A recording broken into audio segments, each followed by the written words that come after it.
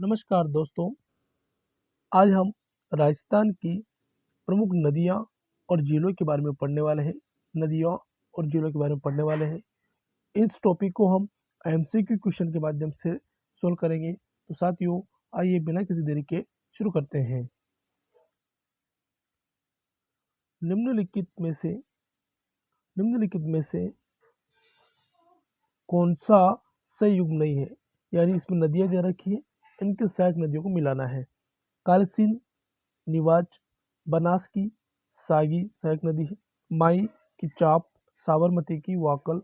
तो साथियों, इसमें ऑप्शन नंबर 2 गलत है, क्योंकि सागी बनास की सहायक नदी नहीं है, क्योंकि सागी जो है ये लूनी नदी की सहायक नदी है। किस नदी की सहायक नदी साथियों? लूनी नदी की सहायक नदी है। निम्नलिखित नदियों में से राजस्थान में कौन सी रुंडित सरिता कहलाती है? यह वेरी इंपॉर्टेंट क्वेश्चन है। ये कई बार पूछा जा चुका है। अभी ये हाल ही में सीईटी एग्जाम 2022 में पूछा गया था कि कौन सी नदी रुंडित सरिता नदी कहलाती है। तो ऑप्शन इसमें वोकल, खारी, कोठारी, बाणगंगा। तो साथियों, इसका सही आंसर है बाणगंगा।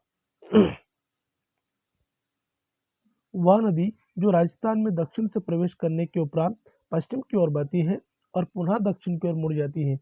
यानी ये दक्षिण से राजस्थान में प्रवेश करती है, फिर पश्चिम की ओर बहती है और वापस मुड़ जाती है। यदि इस प्रकार का इसका ट्रैक है, तो ऐसी कौन सी नदी है? तो साथियों, देखते हैं इसमें ऑप्शन। कालसीन, माही, चंबल, लूनी। तो इसका सही आंसर है दोस्तों माही नदी। कौन सी नदी साथियों? माही नदी जो है ये दक्षिण की तरफ से प्रवेश करती है राजस्थान में, पश्चिम की ओर बहती है और पुनः दक्षिण की ओर मुड़ जाती है। ये माही नदी है और ये डूंगरपुर और बांसवाड़ा जिले में बहती है। निम्न में से एक असत्य है। असत्य कथन को अपने को छांटना है। बनास, चंबल, बाणगंगा नदियां बंगाल की खाड़ी में गिरती हैं। तो ये सही बात है।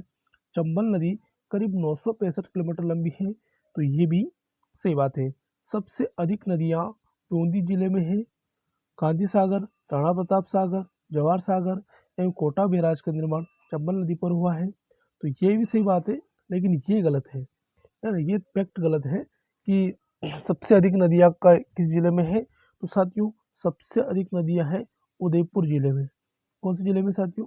उदयपुर जिले में सबसे अधिक नदियां हैं। निम्न में से कौन सी लवणीय झील नहीं है? लवणीय झील के बारे में आपको बताना है, यानी कि खारी झील नहीं है। डेडवाना, कोलायत, काबोत और पंचभद्रा। तो साथियों, इसमें कोलायत जो है ये लवणी झील नहीं है, ये मीठे पानी की झील है जो बीकानेर में है। कहाँ है साथियों? बीकानेर में है। क्योंकि देखो, डिडवाना नागौर जिले में है, काबूत जैसलमेर जिले में है और पंचभद्रा भी नागौर जिले में है। इनमें से कौन सी राजस्थान की अंतः प्रवाही नदी नहीं है? अंतः प्रवाही नदी को अपने को बताना है जो नहीं है। कांतली, कांकनी, सागी, गग्गर। तो साथियों, इसमें सागी जो है ये अंतः प्रवाह की नदी नहीं है, क्योंकि अभी हमने पहले समझा था कि सागी लूनी नदी की सहायक नदी है और लूनी नदी जो है बंगाल की खाड़ी में जाकर गिरती है। सांबर झील में कौन सी नदी नहीं गिरती है? सांबर झील में कौन सी नदी नहीं गिरती है? मेंढा या मेंथा, कांतली, कंडेल, रूपनगढ़। तो साथियों, इसका सही आंसर होगा कांतली नदी जो है ये जो है सांबर झील में नहीं गिरती है। बाकी ये 3 नदियां सांबर झील में गिरती हैं। अजमेर की आना सागर झील, अजमेर की अजमेर की आना सागर झील में किस नदी का पानी आता है? बेड़ज का, साबी का, बांडी का, कांकनी का। तो साथियों, इसमें आता है बांडी नदी का पानी आता है आना सागर झील में। आना सागर झील में बांडी नदी का पानी आता है। और एक और झील है फाई सागर झील, इसमें भी बांडी नदी का ही पानी आता है। अगला क्वेश्चन, राजस्थान के ऐसे 2 जिलों के नाम बताइए जिनमें कोई नदी प्रवाहित नहीं होती है। ये ऐसे 2 जिले कौन से हैं जिसमें कोई भी नदी प्रवाहित नहीं होती है? बीकानेर चूरू, बाड़मेर चूरू, बीकानेर जैसलमेर, बीकानेर गंगानगर। तो साथियों इसमें बीकानेर और चूरू ऐसे दो जिले हैं, बीकानेर और चूरू ऐसे दो जिले हैं जिनमें कोई नदियाँ प्रवाहित नहीं होती हैं, यानी यहाँ कोई भी नदी नहीं है। हाँ, गंगानगर में भी जो नदी नहीं है, लेकिन यहाँ एक गग्गर नदी से बाढ़ आती है जो रूपनगढ़ तक पहुँच जाती है, यानी इसमें नदी प्रवाहित होती है। लेकिन बीकानेर और चूरू में एक भी नदी नहीं है। राजस्थान की किस प्रसिद्ध झील पर नटनी का चबूतरा निर्मित है ना?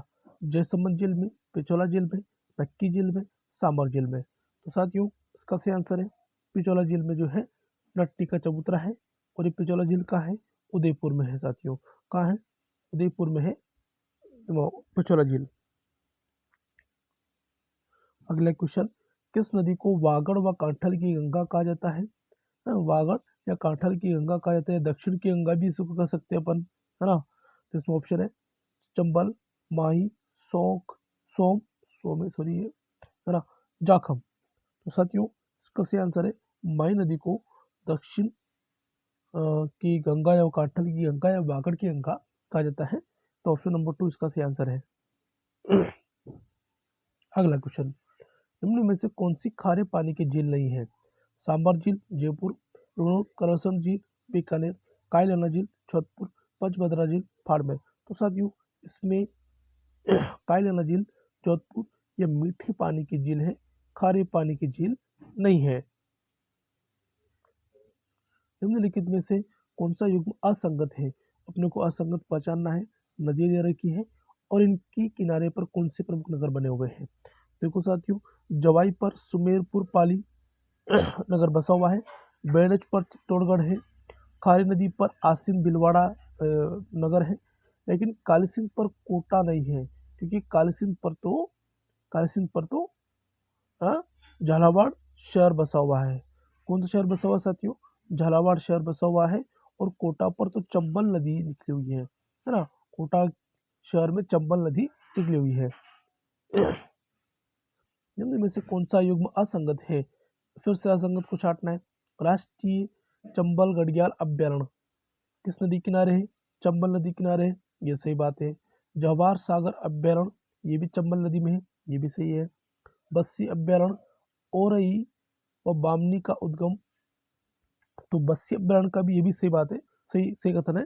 लेकिन शेरगढ़ अभ्यारण्य 12 जो सई नदी ये गलत है, क्योंकि साथियों शेरगढ़ अभ्यारण्य 12 में है और ये सई नदी के किनारे नहीं है, या इसके अंदर सई नदी नहीं बहती है, बल्कि इस अभ्यारण्य में जो है परवन नदी है। कौन सी नदी साथियों? परवन नदी है। कंबीरी व बेड़च नदियों के संगम स्थल के निकट कौन सा दुर्ग बना हुआ है? बैसोड़गढ़ दुर्ग, चित्तौड़गढ़ दुर्ग, गढ़ पैलेस कोटा, शेरगढ़ दुर्ग।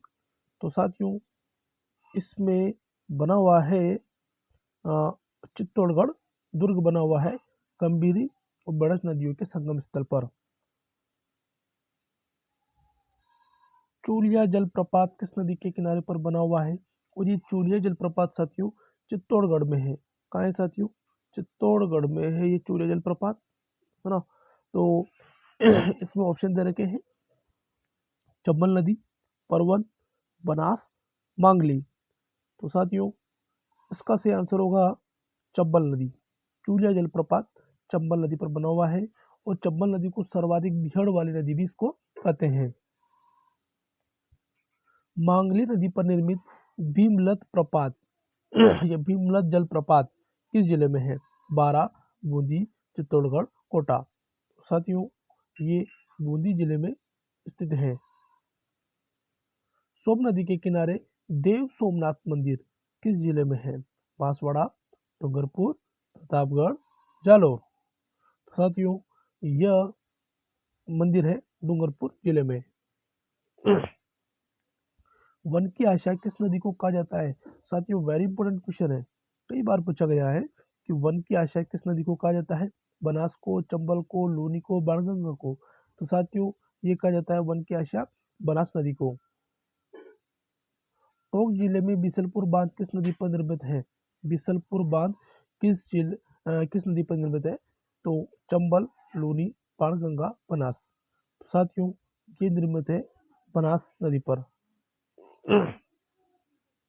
हरण किस नदी की सहायक नदी है? हरण।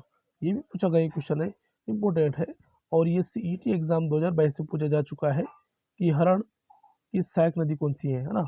तो अनास, सेई, नेवज, चाकड़, तो इसकी सहायक नदी है अनास। साथियों, ये थे आज के question. Thank you so much.